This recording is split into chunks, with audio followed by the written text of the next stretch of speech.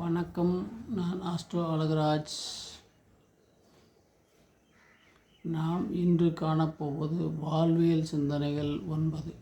இதுவரை வாழ்வியல் சிந்தனைகள் 9 என்ற தலைப்பில் 8 பகுதிகள் பார்த்துள்ளோம். இன்றைய சிந்தனை என்பது திறமை.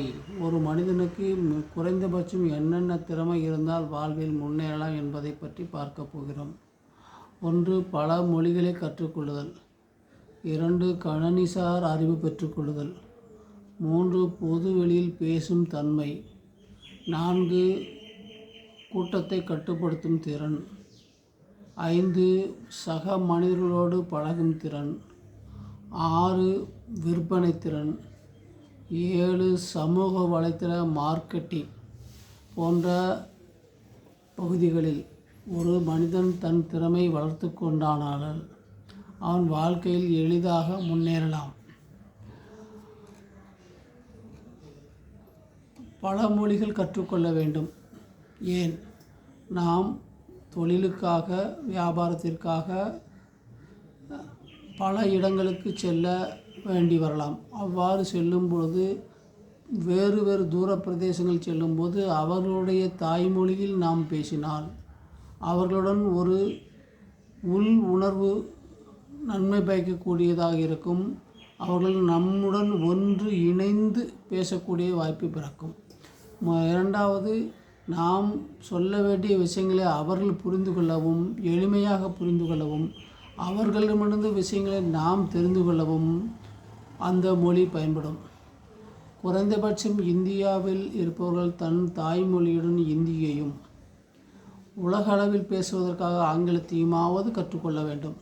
அவ்வாறு கற்றுக்கொண்டால் ஓரளவு நாம் நம்மளுடைய தொழிலை, வியாபாரம் நிமித்தமாக வேறு இடங்களுக்கு செல்லும் பொழுது மற்றவர்களுடன் எளிமையாக பழக முடியும். எனவே நாம் எத்தனை மொழிகளை கற்றுக்கொள்கிறோம் அத்தனையும் நமக்கு நல்லதாக முடியும். 2. கணினிசார் விஷயங்கள். இன்றைய காலகட்டத்தில் உலகத்தில் கணினி இல்லாத இடமே இல்லை. கணினி இல்லாவிட்டால் உலகம் இல்லை என்கிற நிலைமை மாறியிருக்குது. எனவே கணினிசார் அறிவு நமக்கு இருந்தால்தான் எந்த இடத்திலும் நாம் தொழில் செய்ய முடியும் அல்லது வேலையில் அமர முடியும். இல்லை என்றால் நமக்கு கஷ்டமே மிஞ்சும். நான் மெக்கானிக்கல் தானே படித்திருக்கிறேன், எனக்கு இது கம்ப்யூட்டர் இன்ஜினியரிங் என்று கேட்டால் அது உங்களுடைய மடத்தனமாக இருக்கும். இன்றைய உலகில் எல்லா துறையும் கணினி வழியாகவே செயல்படுகிறது. எனவே கணினி முக்கியமான ஒன்றாக கருதப்படுகிறது. பொது வெளியில் பேசும் திறமை.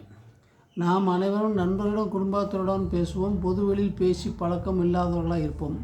பொது வெளியில் திடீரென பேசும் நிலைமை ஏற்பட்டால் நமக்கு நம்முடைய நாக்கு தள்ளாடும், நாட்டியமாடும்.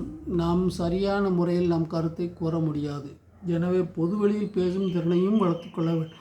அவ்வாறு வளர்த்தால்தான் பொதுவெளியில் உள்ள மக்களுடன் நம்முடைய தொடர்பு சிறந்ததாக அமையும். அடுத்ததாக கூட்டத்தை கட்டுப்படுத்தும் திறமை. கூட்டத்தை கட்டுப்படுத்தும் திறமை எதற்கு?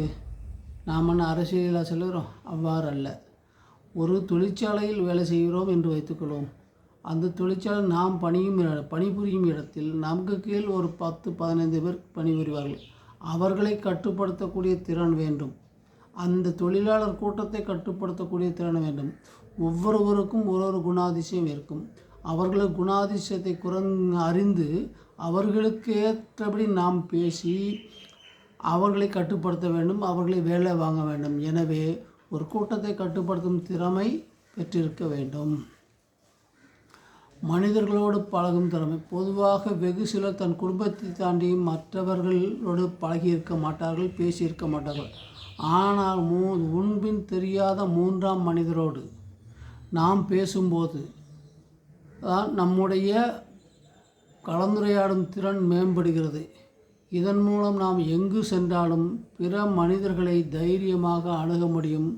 அவர்களிடம் நம் கருத்தை எடுத்து சொல்ல முடியும். அவர்களுடைய கருத்தை நாம் பெற்றுக்கொள்ள முடியும். எனவே மற்ற மனிதர்களோடு பழகும் திறமை, பொதுவெளியில் பழகும் திறமை ஒரு முக்கியமான திறமையாக கருதப்படுகிறது. விற்பனை திறன். இந்த திறன் ஒவ்வொரு மனிதனுக்கும் மிக முக்கியமான ஒன்று.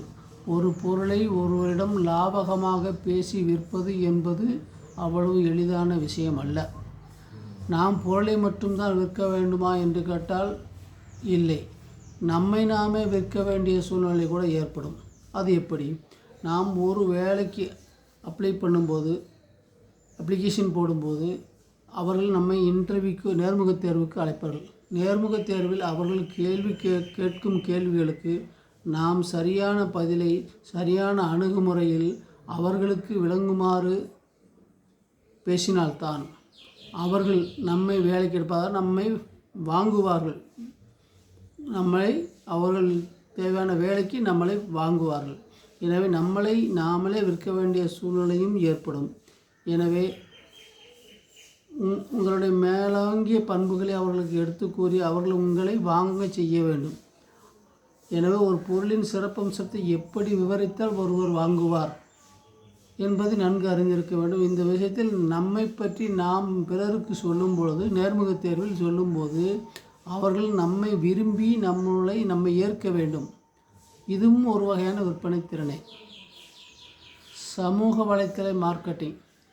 பொதுவாக இதை பற்றி நிறைய பேர் சரியாக புரிந்திருக்கவில்லை என்று நினைக்கிறேன்.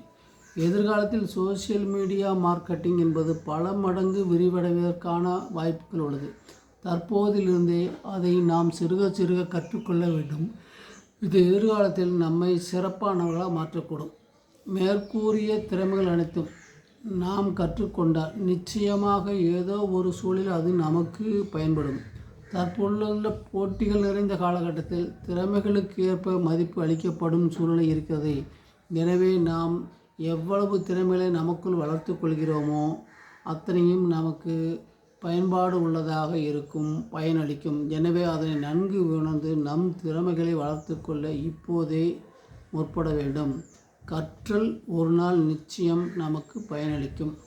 வணக்கம். வாழ்க வளமுடன்.